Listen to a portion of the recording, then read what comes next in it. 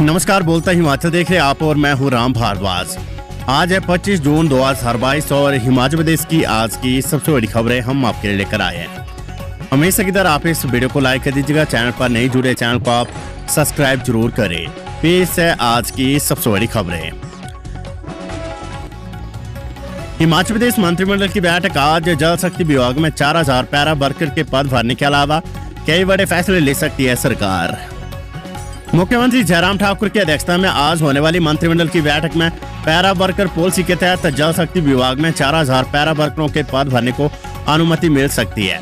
जल शक्ति मंत्री महेंद्र सिंह ठाकुर ने इस मामले को मंत्रिमंडल में ले जाने की बात कही है।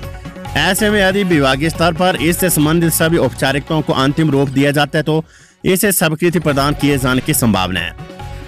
कॉर्पोरेट सेक्टर, पेंशन सहित न्यायालय में विचाराधीन अन्य मामलों का निपटारा करने पर भी सरकार जुटी हुई है। ऐसे में यदि मामलों को सुलझा लिया जाता है तो इस पर मंत्रिमंडल की मोहर लग सकती है।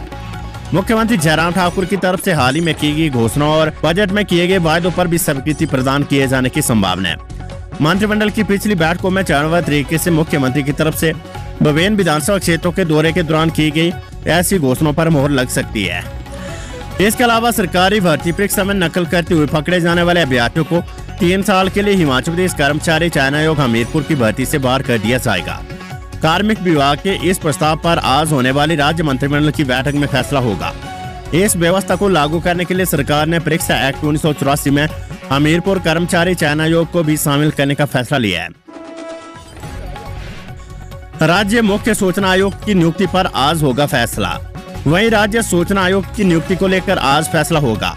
आज शाम 5 बजे अतिथि गृह पेट ऑफ शिमला में इस बाबत बैठक होगी। प्रदेश में छिड़े बाकयुद्ध के बीच मुख्यमंत्री जयराम ठाकुर और नेता प्रतिपक्ष मुकेश अग्निहोत्री बैठक में आमने सामने होंगे।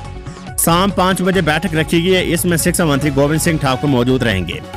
करीब 40 लोगों की ओर से मुख्य सूचना आयुक्त के पद के लिए आवेदन किया गया है। इनमें कई IAS और HAS अधिकारी भी शामिल है। राष्ट्रपति चुनाव। राष्ट्रपति के लिए हिमाचल विधानसभा के पुस्तकालय कक्ष में 18 जुलाई को होगा मतदान। हिमाचल प्रदेश विधानसभा में राष्ट्रपति चुनाव की तैयारियां शुरू हो गई है। शुक्रवार को मुख्य निर्वाचन अधिकारी मनीष गर्ग ने विधानसभा सचिवालय पहुंचकर इस बाबत उच्च स्तरीय बैठक की। विधानसभा परिसर के पुस्तकालय कक्ष में जाकर मतदान केंद्रों का निरीक्षण किया। 18 जुलाई को राष्ट्रपति चुनाव के लिए मतदान होना है। कुल्लू में आज गरजेंगे केजरीवाल। 300 मीटर लंबी तिरंगा यात्रा निकालेंगे। आम आदमी पार्टी के राष्ट्रीय संयोजक और दिल्ली के मुख्यमंत्री अरविंद केजरीवाल धर्मशाला, मंडी और हमीरपुर के बाद अब कुल्लू में राजनीतिक माहौल गरमाने आएंगे। वे आज सुबह 11 बजे कुल्लू कॉलेज गेट से लेकर ढालपुर तक 300 मीटर लंबी तिरंगा यात्रा निकालेंगे। उनके साथ पंजाब के मुख्यमंत्री भगवंत मान भी मौजूद रहेंगे। केजरीवाल ढालपुर में कुछ देर तक प्रदेश सरकार को शिक्षा, स्वास्थ्य और बिजली व्यवस्था के मुद्दे पर घेरेंगे। हालांकि आपकी कुल्लू में कोई जनसभा नहीं है। इसके बाद वे दिल्ली लौट जाएंगे। पंजाब में आम आदमी पार्टी को मिली धमाकेदार जीत के बाद अब पार्टी का फोकस हिमाचल प्रदेश के 2022 के विधानसभा चुनावों पर है। इसके लिए आम आदमी पार्टी ने पूरी ताकत झोंकना शुरू कर दी है। तिरंगा यात्रा के लिए कई नेता कुल्लू पहुंच गए। आम आदमी पार्टी के प्रदेश अध्यक्ष सुरजीत ठाकुर ने ढालपुर में पत्रकार वार्ता में कहा कि प्रदेश की जनता को अब कांग्रेस व भाजपा के अलावा तीसरा विकल्प मिल गया है।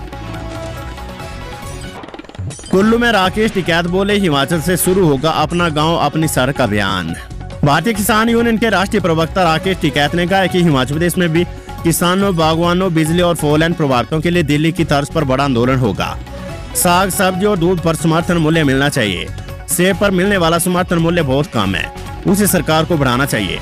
शुक्रवार को कुल्लू में पत्रकार वार्ता में टिकैत ने कहा कि फोरलेन के साथ बिजली प्रभावितों, फल व सब्जियों की MSP को लेकर भारतीय किसान यूनियन प्रदेश की सब यूनियनों, मोर्चों और कई अन्य संगठनों के साथ मिलकर अपना गांव अपनी सड़क अभियान शुरू करेगी।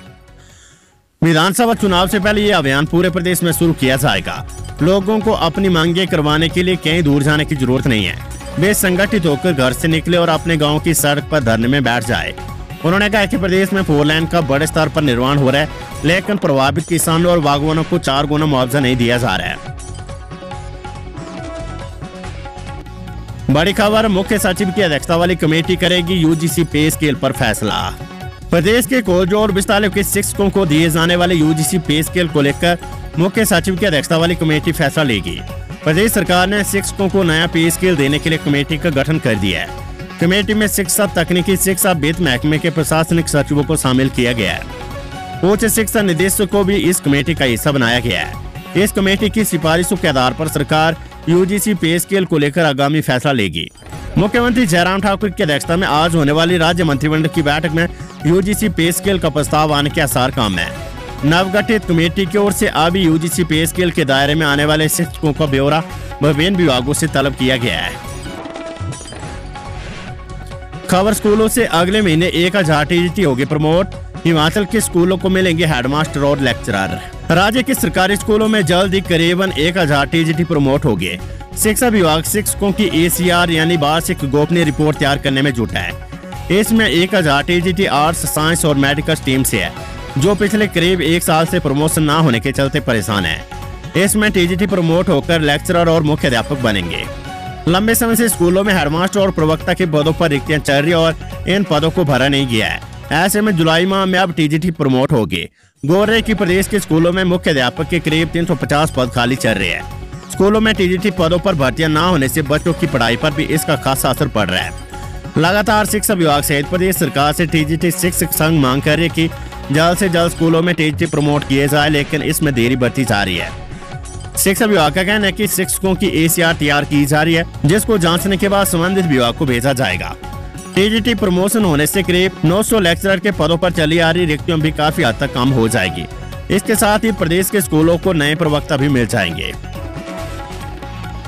खबर कर्मचारी चयन आयोग हमीरपुर से। कर्मचारी चयन आयोग ने घोषित किया विकास अधिकारी भर्ती परीक्षा का परिणाम। हिमाचल प्रदेश कर्मचारी चयन आयोग हमीरपुर ने पोस्ट कोड 896 में उद्योग विभाग में विकास अधिकारी सेरिकल्चर के 2 पदों को भरने के लिए करवाई गई परीक्षा का परिणाम घोषित कर दिया है। आयोग ने अप्रैल 2021 में इन पदों को भरने के लिए आवेदन मांगे थे। आयोग के पास 1311 आवेदन प्राप्त हुए। इसमें 266 अभ्यर्थियों को लेकर परीक्षा के लिए चयनित किया गया था। बड़ा झटका, हिमाचल में महंगी हुई बी फार्मा की पढ़ाई, प्रति सेमेस्टर फीस 9000 रुपए बढ़ी। हिमाचल प्रदेश के एकमात्र बी फार्मा आयुर्वेदिक महाविद्यालय जोगिंद्रनगर में जुलाई माह के आखिरी सप्ताह में नए सत्र के दाखिले शुरू हो गए। इस बार प्रति सेमेस्टर दाखिला फीस 9000 रुपए बढ़ा दी गई है। डिग्री 4 साल की और 1 साल का एक सेमेस्टर है। ऐसे में 4 साल के डिग्री कोर्स के लिए अब प्रशिक्षुओं को 36,000 रुपए अधिक देने होंगे। करीब 3 साल के बाद दाखिले प्रवेश शुल्क को बढ़ाया गया है। वेदर अपडेट, हिमाचल में 2 दिन बारिश के आसार, 28 जून के बाद दस्तक देगा मानसून। हिमाचल प्रदेश के सभी क्षेत्रों में 26 जून तक मौसम साफ रहेगा। 27 और 28 जून को पूरे प्रदेश में बारिश होने के आसार है।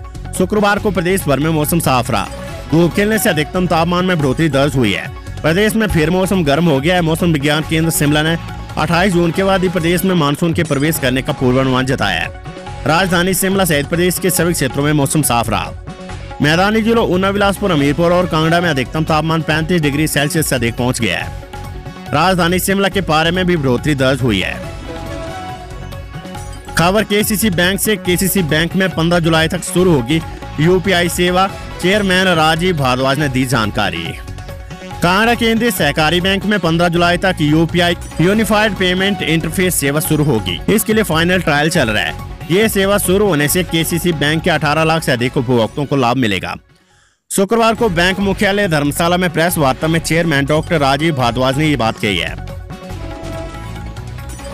शिक्षा मंत्री गोविंद सिंह ठाकुर बोले, बरसाती मेंढक की तरह घूमने आते हैं आम आदमी पार्टी के लोग।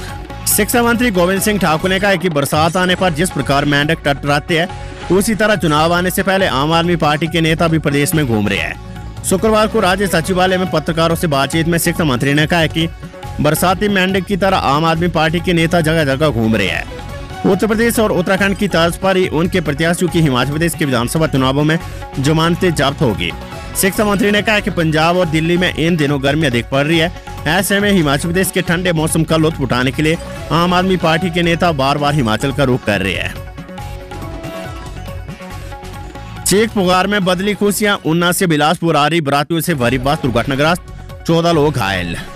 बिलासपुर जिले में घुमारवी थाना क्षेत्र के तहत बकरोवा गांव में हनुमान मंदिर के पास शुक्रवार बरातियों से भरी बस अनियंत्रित होकर पलट गई। हादसे में 14 लोग घायल हो गए। बस चालक मौके से फरार हो गया है। बारात ऊना जिले के अंब उपमंडल के तहत गांव दुसारा से बिलासपुर के कोटीपुरा गांव जा रही थी। सीएम पर की गई टिप्पणियों के लिए माफी मांगे मुकेश, कोर्ट जाने के विकल्प खुले। वन मंत्री राकेश पठानिया ने नेता प्रतिपक्ष मुकेश अग्निहोत्री पर हमला करते हुए कहा कि मुख्यमंत्री जयराम ठाकुर पर की गई टिप्पणी के लिए बिना शर्त माफी मांगे, अन्यथा इस आपत्तिजनक टिप्पणी को लेकर कोर्ट जाने के विकल्प खुले हैं। प्रेस सम्मेलन में वन मंत्री ने कहा कि सत्ता पक्ष ने चूड़ियां नहीं पहनी है, वे भी जवाब देना जानते हैं। नेता प्रतिपक्ष मुकेश अग्निहोत्री कांग्रेस के अध्यक्ष नहीं बने तो इसमें भाजपा का क्या दोष है। खबर पोस्टल डिपार्टमेंट से हिमाचल के स्कूली विद्यार्थियों को छात्रवृत्ति देगा डाक विभाग। डाक टिकट संग्रहण का शौक रखने वाले 6वीं से 9वीं कक्षा तक के विद्यार्थियों को डाक विभाग छात्रवृत्ति देगा। दीनदयाल स्पर्श योजना के तहत विभाग प्रत्येक विद्यार्थी को 500 रुपए प्रति माह 1 साल के लिए 6,000 रुपए छात्रवृत्ति देगा। विभाग ने पात्र विद्यार्थियों से आवेदन मांगे है।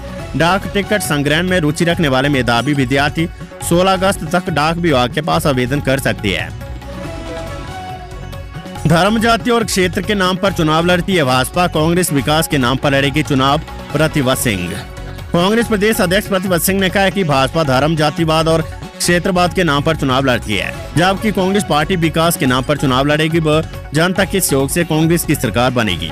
उन्होंने कहा कि भाजपा ने पहले क्षेत्रवाद का नारा लगाया, फिर जाति के नाम पर और आज राम का नाम लेकर व धर्म के नाम का इस्तेमाल कर लोगों के दरबार में जा रही है।